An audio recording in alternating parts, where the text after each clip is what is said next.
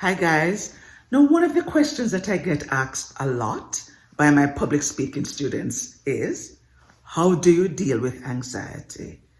And I think that's a question that many of us have, whether it's the anxiety we feel when we have a job interview, or we're doing a public presentation, or we're meeting our partner's family for the first time. What we will feel is anxiety. But even though we may feel anxiety, there's a way to reframe that anxiety so that our brain doesn't think we're anxious, but our brain can think that we are just excited. Now, wouldn't that be great? If you tricked your brain into thinking that you're not anxious, you're just excited. Well, continuing with Mel Robbins' 5-second rule, let's see what she has to say about that. Now, I found what she had to say very interesting because she told us in the book about the time when she had to give her first TEDx talk. She said, first time I ever really gave a legitimate speech was at the TEDx talk in San Francisco. I remember standing backstage listening to one PhD after another PhD give their talks, thinking to myself, this is the dumbest thing I've ever gotten myself into.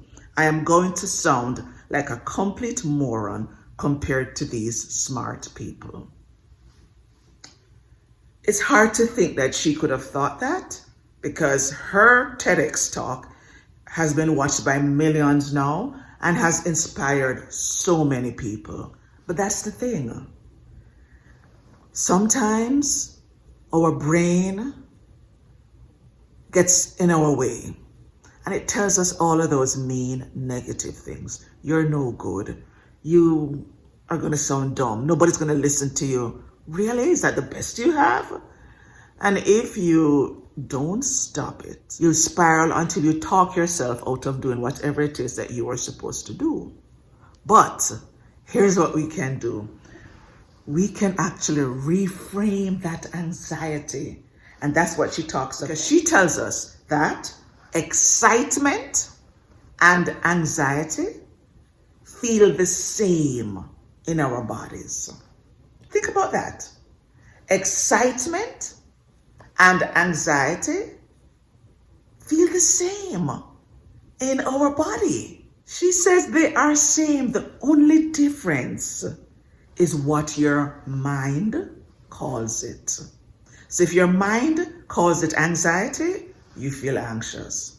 If your mind calls it excitement, you will feel excitement. So what she says is that what we need to do is reframe the anxiety so that we feel excitement instead. Now, she tells us about a research where the participants were told to say, I'm excited.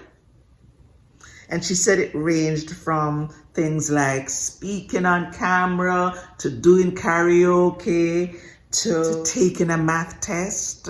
And so I want to invite you, the next time that you feel anxious, reframe it. And I'm not suggesting that this is going to be an easy fix. And I hardly think you can do it one time and you'll be fine. But what you can do is get in the habit of practicing and telling yourself, no, I'm not anxious.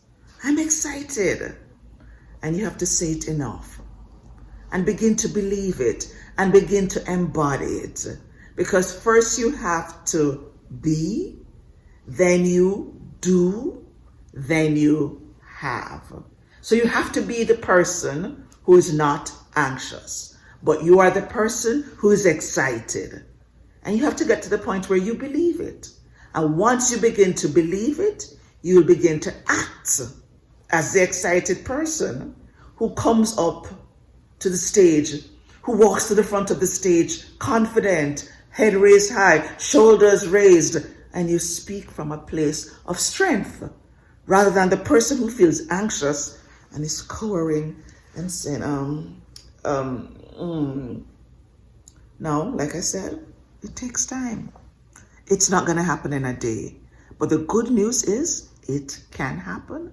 And all you have to do is keep practicing. So that's what I'm going to encourage you to do. Practice, practice, practice. Practice reframing your anxiety and calling it excitement, because your body is going to feel the same whether you're excited or you're anxious. The trick is fooling your brain so that your behavior can change. And as you do more and more and go more and more towards your future self, and as you try to fulfill your purpose, expect that you will be anxious. Expect that there are going to be times when you feel, I don't want to do this. But remind yourself that you have to get your brain thinking differently so that you can act differently. And I hope you now have an additional tool that you can use when you want to feel less anxious. And the way to do that? Reframe your anxiety. I hope this helps. Talk to you soon. Bye for now.